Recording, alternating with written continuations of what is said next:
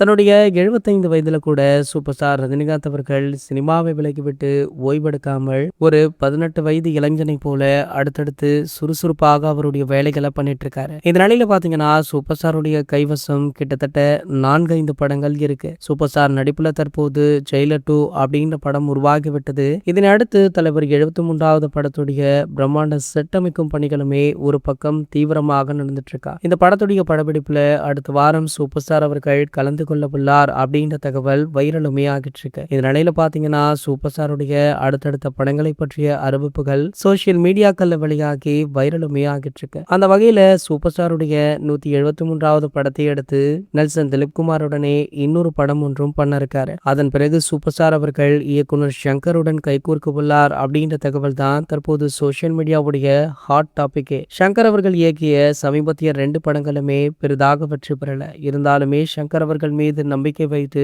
Super star Rajinikanth அவர்கள் இந்த வாய்ப்பை கொடுத்திருக்காராம். சோ இந்த படம் பாத்தீங்கன்னா சங்கர் அவர்களுடைய இயக்கத்துல ஆரம்ப காலகட்டங்கள்ல வெளியான முதல்வன் படத்துடைய 2ஆம் பாகம் அப்படின்னு சொல்லப்பட்டது. முன்பு இந்த படத்துடைய கதை தளபதி விஜயவர்களுக்காக உருவாக்கப்பட்டதாம். பின்னர் பாத்தீங்கன்னா ஒரு சில மாறுதல்கள் பண்ணி சூப்பர் ஸ்டாருக்கு இந்த கதை வந்திருக்கு. சோ சூப்பர் ஸ்டாருக்குமே இந்த கதை ரொம்பவும் பிடித்து போக படத்துல கமிட் ஆகி உள்ளதாக சொல்லப்படுது. மேலும் பாத்தீங்கன்னா இந்த படத்துடைய அறிவிப்பு ஒரு குட்டி ப்ரோமோவுடன் வெளியாகும் அப்படின்னு சொல்றாங்க. இது போன்ற செய்திகளை பத்தி நீங்க உடனே தெரிஞ்சுக்க நம்மளுடைய சேனலை மறக்காம சப்ஸ்கிரைப் பண்ணிக்கோங்க.